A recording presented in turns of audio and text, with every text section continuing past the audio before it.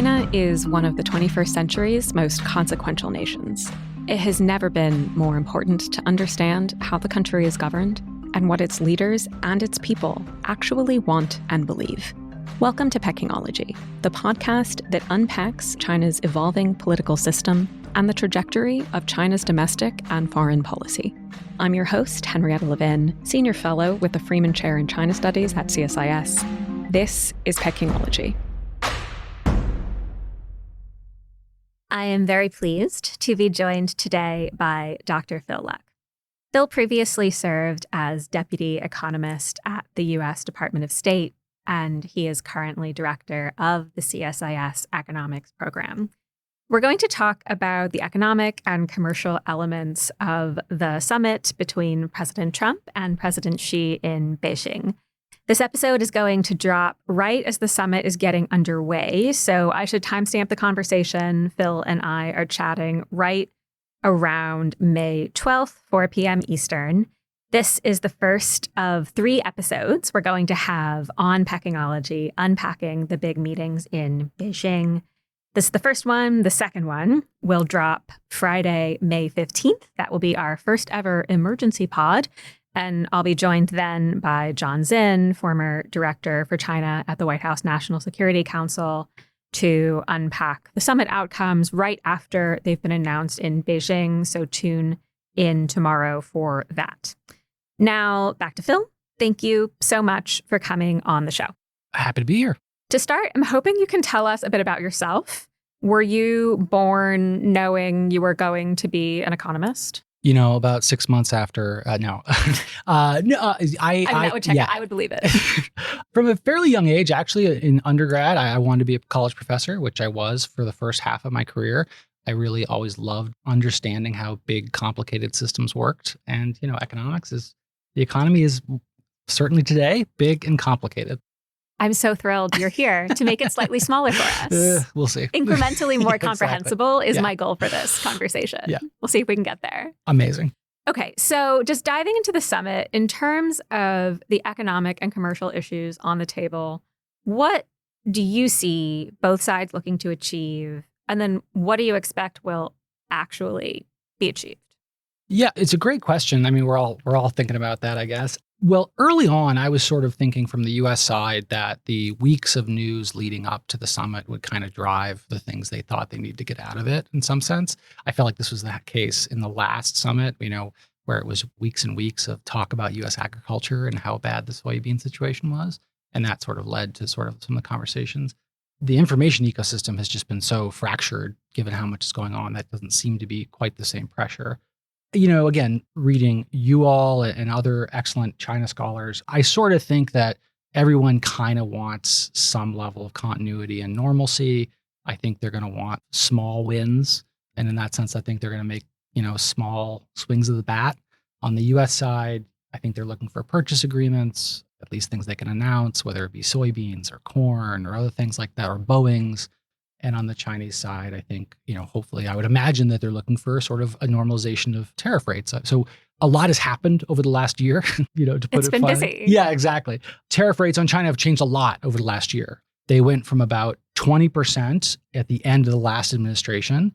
At some point, the highs, they went up to 100%, but that was kind of crazy. And for a day or two, they were stabilizing around like 50% for a while there. And now they're down around 30%. And that delta between the Chinese rates at about 30 and our sort of partner rates at about 20 is about as low as it's been in over a year. You might argue it's been as low as it was since maybe, you know, 2018, right? So in some sense, China is in a better place in terms of the tariff rates relative to our partners than they've been a long time. I would sort of imagine they want to make a little bit more progress there, but in some sense, you know, solidify where they are. So help us understand the effective tariff rate, because for China, so this includes the 301 investigation that goes all the way back to the first Trump administration that was originally based on, I think, IP violations and became a whole life of its own. So there's that. Then there's, I think, additional tariffs layered on more recently. Can you just, like, what is the tariff rate, really? Yeah. So and why? Yeah.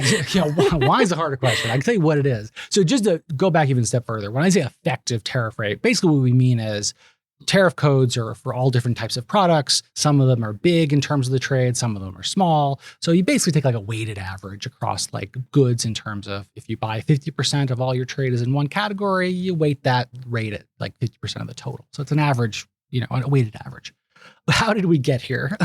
To your point, we've had some narrow tariffs on China for a long time. So, in the previous world where we all sort of agreed to sort of what was called the most favored nation principle, and we all sort of assessed tariffs on each other at the same rate, or one country's tariffs were the same across all partners. And this is like the world where the WTO was a thing. Exactly. In that bygone era. So, there are narrow ways in which we had pretty high tariffs on China, whether it was because of steel, dumping into the steel market, or other things. But generally speaking, they were pretty similar, China versus other countries. As you noted, in 2018, the Trump administration put on pretty large tariffs, 301 tariffs, which were for forced IP transfers. 301 is a statute that basically says, hey, you're doing a thing that is bad and harming our economy. As a punishment to incentivize you to change your behavior, we're going to impose a tariff. That's basically the logic there. Those stayed on through the Biden administration. We actually increased them. And in addition, we put on tariffs on China and other partners for national security reasons. So these are 232 tariffs. They're on everything now from steel and aluminum to cars to softwood lumber, which of course is a giant national security concern. That's a joke. And in addition to that, we now have, because the IEEPA tariffs were ruled unconstitutional, the administration is now putting tariffs in place under Section 122, which I won't go into a huge amount of detail, but basically allows the administration to put a universal 10% tariff across the board. And that universality of the tariff is part of why the tariff differential is compressed. Because they're using this across the board 10% tariff, and they lost some of the leverage from these IEEPA tariffs that were higher on China, tariffs have sort of normalized somewhere where there's a smaller delta between Vietnam, which in previous administrations we had been asking companies to move to de-risk from China, and now the Chinese market itself.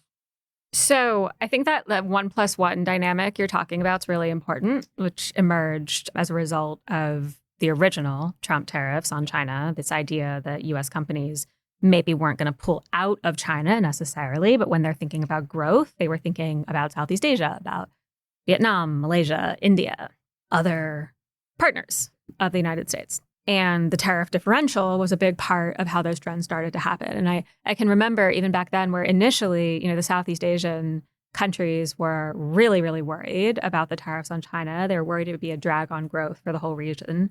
And then at some point, they started to look at their own investment numbers and be like, maybe this is okay.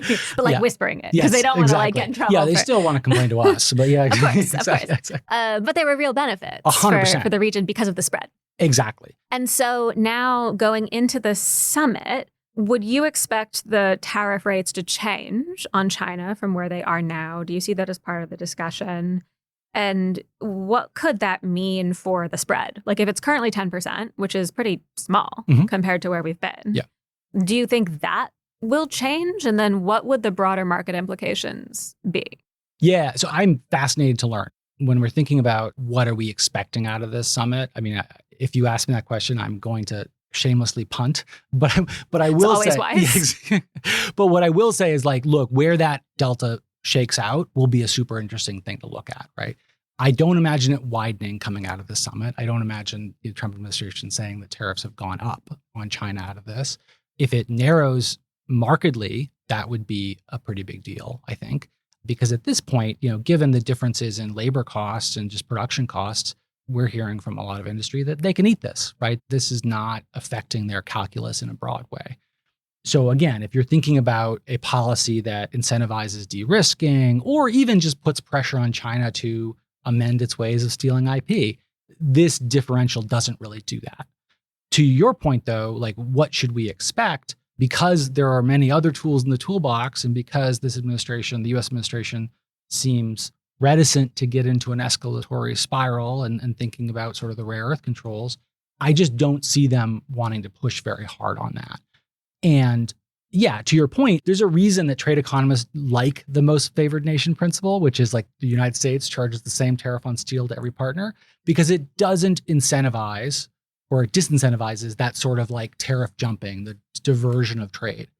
But in a world where you do want to reorient global supply chains, you do want to incentivize people to get out of China, that sort of differential is incredibly helpful.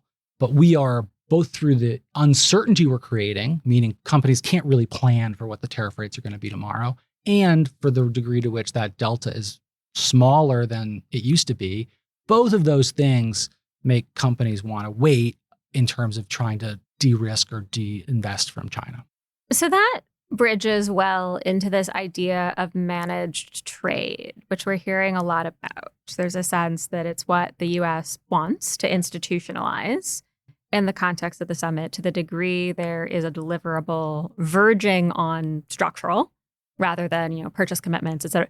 It's this idea of managed trade. So what is it, especially in the context of U.S. China relations, but more broadly, like, what does that mean? Yeah, well, I'll tell you, it doesn't sound like a free trade principle. It does not. So being a little bit less glib, I think in a glass half full way of thinking about it, I actually think it's a good thing they're talking about managed trade, in the sense that I think at the beginning of this administration, I was saying that, look, we may have many conversations, but we're not going to have the important conversations. And to me, there are two really big important conversations to have with China. One is, are we comfortable buying from and selling to each other, right? What are the things we're willing to trade in terms of creating vulnerabilities in terms of those supply chains or just sharing technology, things like that.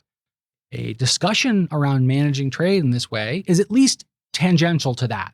What are we willing to trade with one another? The other piece, which I think a lot of people have thought about for a long time, and in some sense a failure of the WTO architecture, is it doesn't work great for an economy that's not super market-based, because the whole idea of the WTO system is we will lower tariffs, and through those tariff rate changes, through price changes, which is what tariffs are, trade will equalize, right? Well, if you have a pretty centralized economy that relies hugely on sort of state subsidies, you can lower tariffs all you want, but you're still going to have China with a $1 trillion trade surplus because of the internal policies, right? So that second piece is, how do we manage trade in a way that the balance of trade is considered fair, right? So it's what do we trade and how are we making sure both sides think it's fair? That would be to the degree to which a board of trade or conversation around managed trade can be productive, it does get us closer to talking about those two things in a way that we kind of haven't. Now, to the glass half empty version of that conversation is best had among technocrats at a working level around, like, these are really, really complicated things. They shouldn't be about gross trade flows, meaning I'll sell you $1 billion worth of planes versus soybeans, right? It should be about the value added. It should be about the actual content being traded between countries. So that part I'm less optimistic about, but it's at least starting a conversation where, candidly, we weren't really talking about this stuff before. And it seems like one of the outcomes of where the Busan summit between Trump and Xi landed last year is that we've basically stopped talking about the non-market policies and practices on the Chinese side that create the distorted trade relationship in the first place. Whereas in the past, going back however many administrations, the fact that Chinese policy is the fundamental problem in why, Chinese trade takes these distortive forms. That seems to have been put aside. There seems to be much more of a focus now on almost more of a tactical conversation about how to try and just move numbers around the board to restore some kind of balance without dealing with the underlying problem. And on some level, I see how that makes sense, because if we haven't had all that much luck convincing China to change their model of growth in the past, however many decades, are we going to do it now? But then I struggle with seeing how this is actually a better and more effective solution, because you're not dealing with the source of the problem. So how do you look at that? Yeah, I couldn't agree more. I think that's exactly right. I think, to your point, we have sort of moved away from the acts, policies, and practices conversation to use sort of USTR parlance.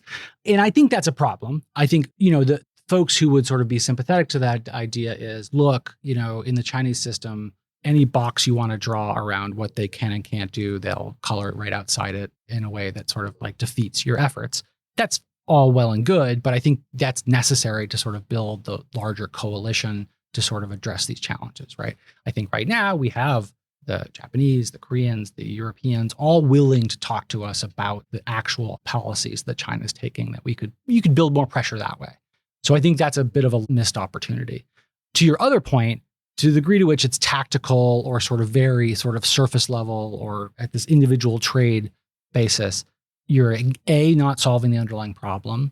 And B, this is the soybean problem, which is the thing that you decide to focus on will in part just be like whatever political pressure you're feeling that day, right? Doesn't mean it's the right thing to solve, right? And for the US economy, soybean farmers are important, but is that the most important thing for the US economy to be focusing on right now? I'm not sure. Maybe it is, maybe it isn't, but I'm not convinced that we came to this in the most thought out process, right?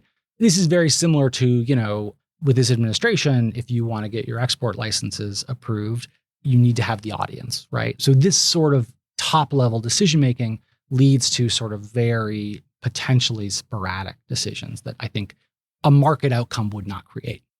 I'm really excited to talk to you about soybeans, which Awesome. is not my usual view of soybeans. But you and your team have done some really great math on the soybean trade between the U.S. and China and South America and China, which is a very big part of the story. Yeah. So can you walk us through the soybean trade, since this does seem to be, as you mentioned, at the very top of the list of U.S. priorities for the summit? Yeah, so it's a fascinating story where, this same story basically played out in 2018, where as a result of the trade war, China stopped or bought a lot less of our soybeans. They're by far the largest market for U.S. soybeans. That's not only just for consumption, but also for animal feed. So pork eats a lot of soy products, and for processing. So a lot of vegetable oils are processed in China. So a lot of the demand for soybeans in China is for processing and re-export. For all those reasons, they are a huge consumer of U.S. soybeans. The other thing that's really fascinating about soy exports is, not surprisingly, there's a harvest season, right? And if you don't sell in that season, you can store them for a while, but there's a lot of cost of keeping them stored. They degrade, there's a shelf life, right? So you can, if you time things right, put a lot of pressure on an economy if they care about their farmers, which most economies do. So basically our growing season, our harvest season is sort of like October through January, February. And in the lead up to Busan, which was the October, right? They had basically not bought a single soybean for most of the year, basically. And we largely missed that entire season, right? Coming out of Busan, they were supposed to buy some 12 million metric tons. They simply didn't, right? So, we're sort of in the low period where they wouldn't be expected. They're basically buying from Brazil during right now. But as we move further into the year, again, we sort of have a big hole in our sales that, didn't get purchased. But the pressure is going to sort of build and build as we sort of get to the later summits of the year as well. And so just to make sure I'm understanding this right, so the soybean exports from the U.S., let's say at the beginning of 2025, were more or less normal. Yeah, just about normal. Yeah, exactly. And then the trade war hits and purchase orders go to zero. Yeah. And then we get to Busan. Yeah. There's a commitment on the Chinese side to restore purchase commitments, though I think your numbers showed that even their commitment was lower than the status quo ante levels of purchasing. And then what you're saying is they didn't even buy those soybeans. No, not at all. Yeah. So even if they had, so they normally, I think it's around 28 million metric tons. They had bought very little over the course of a year. If they had come through on the 12 that they had said they were, or that at least Besant said they were going to buy it, they would have maybe gotten to about 70% of what they were going to buy a normal year. Not even that happened, right? They stopped the sort of boycott of the US soybeans, but still far below sort of normal levels. I mean, one of the reasons I, started looking at this data, I'm not an agricultural economist, I'm a trade economist. This kind of came out of work that I did in the last administration on sort of the use of agriculture as a economically coercive tool, right? It's a pretty good tool because it's very hard to reroute agricultural products in the short term. You have phytosanitary conditions with different countries, you have long-term purchase agreements. It's pretty easy to turn away shipments for all sorts of reasons.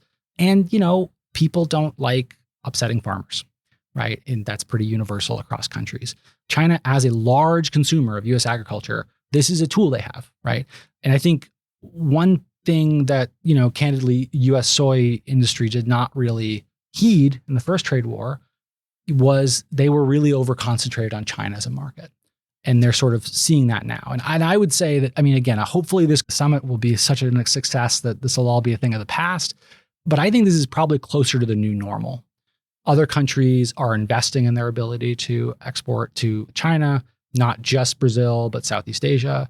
Brazil has invested in northern deep water ports that are going to allow them to export even more cheaply.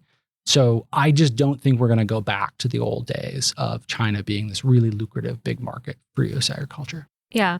It's interesting because I think we don't always, sitting in Washington, contextualize what's happening in the U.S. in a global framework. But if we look at how China crafted its retaliation over the course of the 2025 trade war, you see it deploying, in some ways, this very classic tools of Chinese economic coercion. Yeah. I can think of, it's effectively undeclared. So weird how no one's buying your whatever agricultural products are very important to a particular part of your political base. So weird how the Philippine bananas stopped getting through customs after South China Sea. That kind of dynamic, but on a much larger scale. Yeah. And especially because you've done so much work on the theory of economic coercion. I would be interested in your thoughts on that. So you have the classics. Yes, exactly. And then at the same time, you see China building out a regulatory structure for, in some ways, a much more sophisticated and in some ways a more U.S.-inspired toolkit of economic coercion based on, an ostensibly transparent set of requirements and restrictions. And that's where we get into the rare earths. 100%. Yeah, no, I think it's fascinating. To your point, the use of agriculture as a coercive tool is by no means new and definitely not new to China, or this is something they've used, sort of access to their market, and importantly, sort of in these gray zone ways where it's not usually explicit. It's just, a ship is just at port for a while and they don't have the right paperwork, or there's some bugs with those bananas or things like that.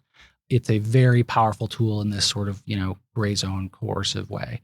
That's hard to deal with for a lot of reasons. But, to your point, it's very different from a more U.S. modeled approach of we are going to build out the legal framework for a regime that allows us to control choke points that we have. They're going to have real economic damage, right? So again, much of what they've built out over the last few years has been modeled either, intentionally to signal to us or just, trying to model best practices of, the U.S. export control system and the U.S. sanctions system, right? And they now have a tool that, leverages choke points that are not dissimilar from our, leveraging of choke points over our, primacy in the financial system, or our control over, technology that's embedded in tools for semiconductor production, right? And to your point, I think the thing that's, now much more understood is that extraterritoriality has really been built into this, right? They're not only just controlling access to their market or direct exports of their goods, they're now more and more saying, we export a thing and we're telling you whether you can export that on or under what conditions, which is, again, very much similar to our use of export controls as well. Yeah, I like how for however many years, China felt very strongly that extraterritorial authority over commercial transactions was hegemonic and very, very bad until, whatever day last year where they're like, it seems fine. Yeah. Not dissimilar from the French. They also, they didn't like it until it was helpful for Ukraine, which again, it is very helpful. But, it's always, these tools they look less attractive until you need them yourself. It's interesting how we learn from each other. So where are we on rare earths? Is China implementing its side of the bargain from Busan? And is that enough? Yeah, of course, we have export controls on both sides. You could argue that the rare earth controls are largely a function of sort of post-Liberation Day tariffs, at least to some degree. I think the infrastructures are there, obviously. By all accounts, they're, implementing it enough. Right. Of course, there are delays. And I think, there are delays on our side in export control licensing. You kind of have to read the tea leaves to some degree, whether those delays are intentional, simply the difficulty of actually implementing the stuff, a slight building of leverage in the lead up to a meeting. I think we're in the range of seems like, not unacceptable. I think to the broader point about where are we going, what should come out of this? It seems to me in talking to folks, everyone kind of wants to kick the can down the road, roll this forward a little bit, just kind of continue this sort of, at least to some degree, the status quo. One reason why I think that's probably going to happen is because I could argue that that's a win for both sides. For China, that would mean that the US is not, increasing tariffs, increasing that delta in a really big way, nor is it increasing export controls, either by reinstating the affiliates rule, which dramatically widened the number of entities that you couldn't ship technology to, or by putting more restrictions on technology. I think China for a long time has sort of thought that like we're on this sort of inexorable one-way ratchet to increasing pressure. So if we are simply holding pat, you can imagine that sort of being thought of as a win. For the US side, I could also argue that this is a win because the US, I would argue, this administration is now playing for time, right? They know this is a choke point that China can sort of exercise. There's very little we can do about it right now in terms of actually ameliorating the control they have over these critical minerals. So what the administration is focusing on is solving that in the long term, making big investments, using the massive purchasing power of the Department of War and other tools to solve this problem. But candidly, that's like a decade-long task, right? So in some sense, if they're not using the tool today and you're investing to mitigate it in the longer term, that's also a potential win. So I think the incentives are largely aligned to like kick the can down the road. And how do U.S. export controls fit into this? Because it seems like, as you alluded to, coming out of Busan, part of the deal was that in exchange for China rolling back most of its rare earth export controls, ostensibly, the U.S. was, for its part, supposed to pull back the affiliates rule, so pull back this plan to apply export controls to the subsidiaries of entities that are subject to export controls, which is, by the way, how financial sanctions have always worked. But we're not going to do that now, at least for the 1 year duration of the deal, which will probably be extended, but we'll see. And then also, it seems like there was a more implicit understanding that the U.S. just was not going to do new export controls targeting Chinese entities in any significant way.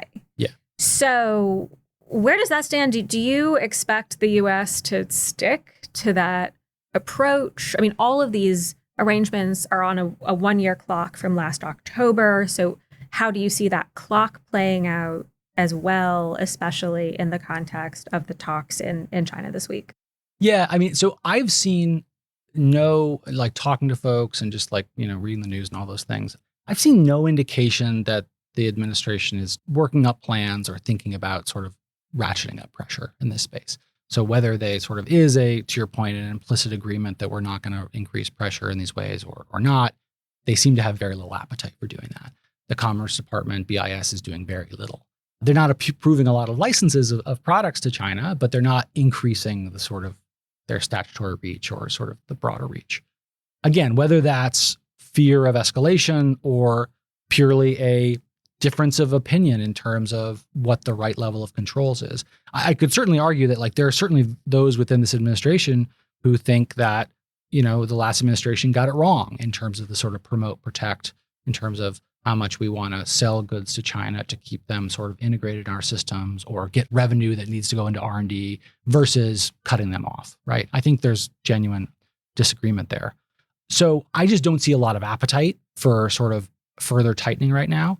There's obviously the wild cards of the things that don't make a huge amount of sense in the broader strategy, like the H-200s, right? I'm going to put that in a different bucket of... And this is when the administration has kind of unilaterally offered concessions on providing China access to higher end NVIDIA chips, first H-20s, and then even a higher end H-200s.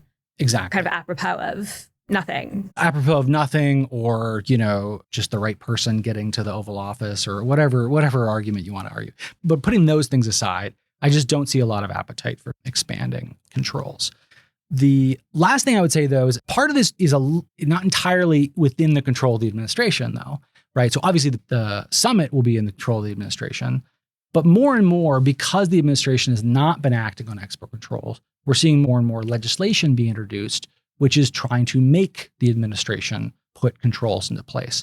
The Match Act is a really good example that basically tries to force the Secretary of Commerce to implement rules that would basically force both the Dutch and the Japanese to mirror our controls on China, right? Now, there's a lot of debate as to whether the Commerce Secretary would have to do it, right?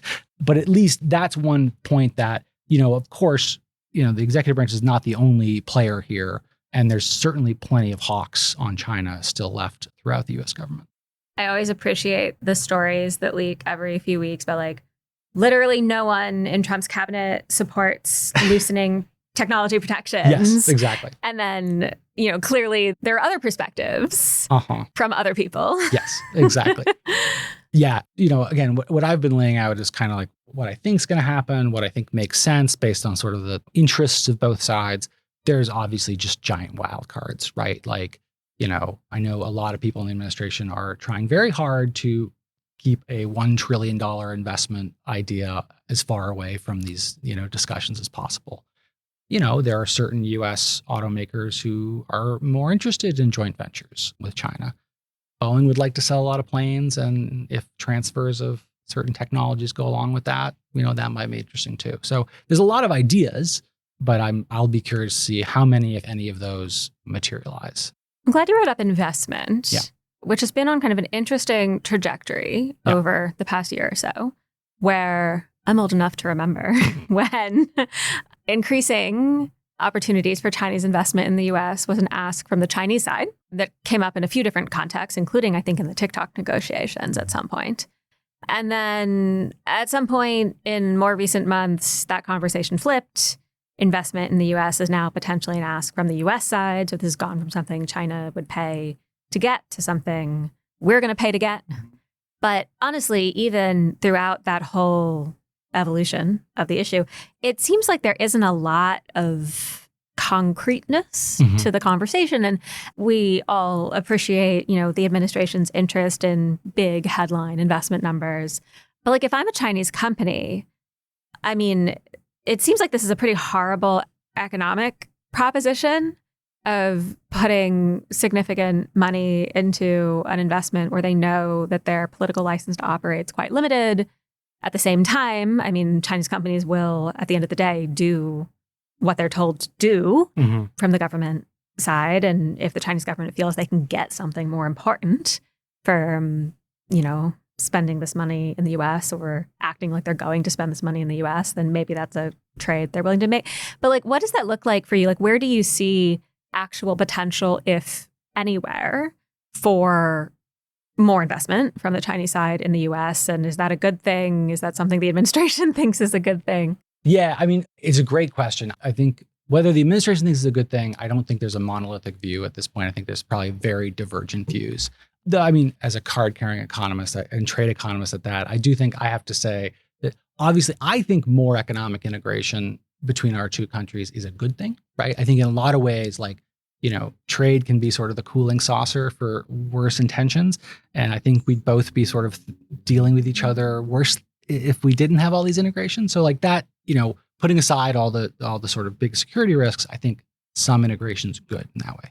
So that's good. And, investments in the United States, look, we have an aging grid. We have automakers who don't make the best cars relative to Chinese makers. So there's possibilities for good things there. Why I don't think that's all too likely is because, okay, you can have $1 trillion, you can write the one with all the zeros after it, right? But then you got to say, okay, where do we feel comfortable with those investments going, right? Where do we feel comfortable having, ownership over these assets? I think in the current context, that's a really small, if not null set of sectors, right? Even things down to like farmland these days is quite complicated. I think the idea of, a joint venture or a, primary stake in a U.S. automaker would be, politically inviable. Certainly not in anything close to things like biotech, right? So I think the list of technologies and issues makes it really tough. The last thing just especially, I mean, you mentioned like our aging grid. Like I'm just thinking about, all the conversations we have in the Philippines, for example, being extremely concerned about the Chinese ownership of part of their grid consortium. And yeah, exactly. So that's the last thing I was going to say. It's like, okay, everything I just said is just how do we feel about China owning parts of our economy? The second piece is, well, that seems like it would make harder for us to tell other countries that China can't invest in their economies, right? So we're working really hard to make sure that, say, Mexico and Canada don't allow huge amounts of Chinese investment. That's going to be, I'm not saying we're always above hypocrisy, but it's a much harder case to make if you accept it. You need to be like a certain margin below it exactly. before it gets unsustainable. $1 trillion probably isn't it. So I think for all those reasons, I think there's just a lot of reasons why that's just going to be a really hard thing to sort of implement. So we saw that Secretary Bessent, who's been leading the trade talks with China, but also I think basically being the chief diplomat for the U.S. China relationship for this administration. We saw Secretary Bessent and his Chinese counterpart, He Feng, scheduled last-minute negotiations in Seoul that are just finishing up as we're talking now. What are those talks about? What do you think it means for the summit itself that there's this rush at the end to do the prep work that seems to have been somewhat lacking earlier in the process? So I don't have good insights into what those conversations are about. But I think to your last point there, I think this is an indication of maybe not the lack of preparation, but where we are in that process. And there probably would be more in a more typical administration. I think one thing, and this is, outside of my sort of realm of economics, but I think it's useful to think about is because the president is so, dynamic and has so many things on the table and is willing to consider a lot of options that would normally be outside the scope.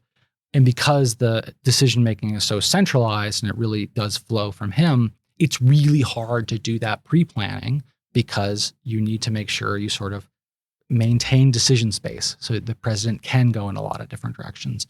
And if you're trying to maintain that decision space, we're seeing this, in the war in Ukraine, right? You can't prejudge whether the negotiations with Putin are going to be successful or not. So you have to leave a lot of space for whether that goes one of many different ways. And again, normally, you were certainly in this process, both at state and the NSC, like you'd normally be doing a huge amount of blocking and tackling to get, even... I'm exhausted just thinking about it. Exactly. Right. I just don't think that's happening because they don't know, they don't have the clear direction. So I think a lot of this has to be at sort of the secretary level the week before. Add to that, of course, we have everyone's very also distracted by a war in Iran and the sort of economic fallout from the closure of the Strait of Hormuz. We should talk about Iran. Sure. And the economic fallout of it and how that is shaping the context and the incentives in which the summit's unfolding in China.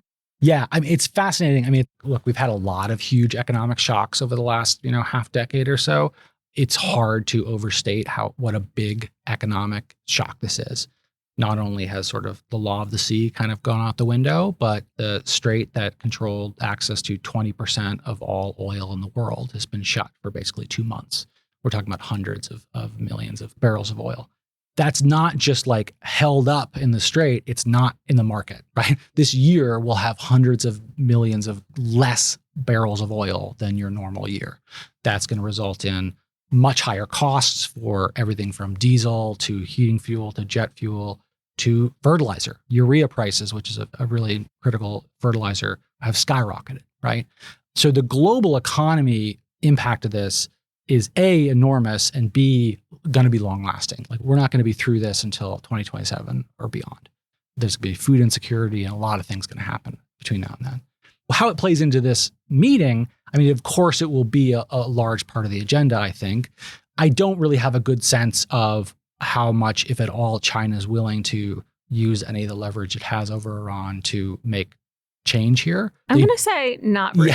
Yeah. That's my guess. That seems like a very safe assumption. Not that they want the war to continue. No. Also not that they see it as their problem that they're feeling the economic pain in an urgent enough way to make it their problem. Yes. I defer to China experts on that. Every China expert I've talked to, including yourself, seems to agree with that. I think that's a little We're very cynical. Yes. Well, I think that's a little short-sighted, by somebody, whoever, because look, this is an enormous shock to the global economy. And I think every day this continues, the odds of a global recession are increasing at an increasing rate. China is obviously making itself very resilient economically, in terms of its domestic ability to sort of maintain itself. But every day it does that, it also makes itself more exposed to the cycles of the global economy, because now it's basically the growth engine of its economy now is they've doubled down on exports, right? If exports collapse because the US and Europe and other major economies go into recession, or if we have a developing country crisis that metastasizes, or any number of ways this can unfold, that's really, really bad for China. So again, I agree with you. I think they see this as our problem that we have to solve. But I think that purely speaking as an economist, I think that's a bit short-sighted.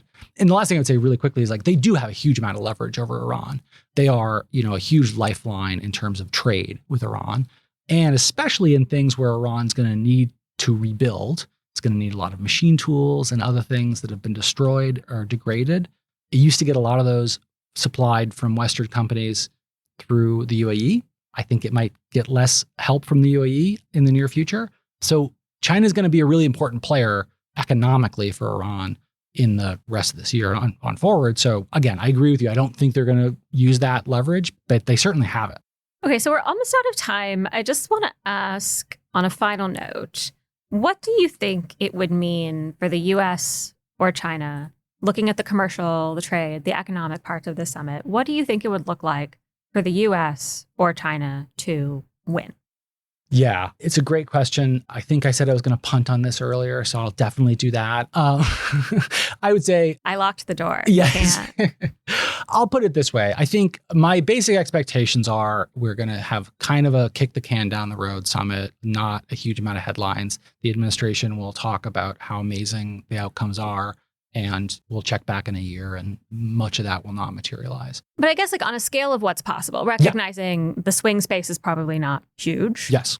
Like, what would you be looking for, seeing what comes out of the conversations in Beijing? Like, what do you see and say, oh, China did pretty well here.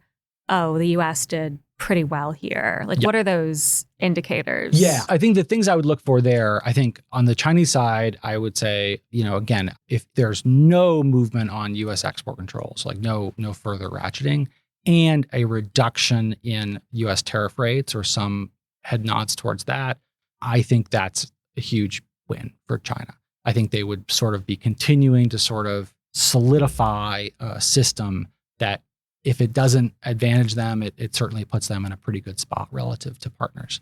On the U.S. side, I think it depends a little bit on what they're looking for. I think they're going to largely be looking for sort of like, to your point, those big ticket items. I think those are going to be, I'm skeptical how many of those are going to come through. But candidly, I have a harder time thinking about how this looks like a sort of unmitigated win for the U.S. than I do from China. Well, on that optimistic note, Phil, thanks so much for coming on the show. Oh, always a pleasure. Thanks so much for having me. To our listeners, you can look more deeply into Phil's work by checking out the CSIS economics program page. His team just put out some great new soybean math. You should take a look. And as always, we'd love to hear what you thought of today's conversation. You can write to Pekingology at CSIS.org. And if you haven't already, please rate, review, subscribe to the show. We'll be back in your feed tomorrow with some quick takes on the summit outcomes with Jon Czin. So we'll see you then.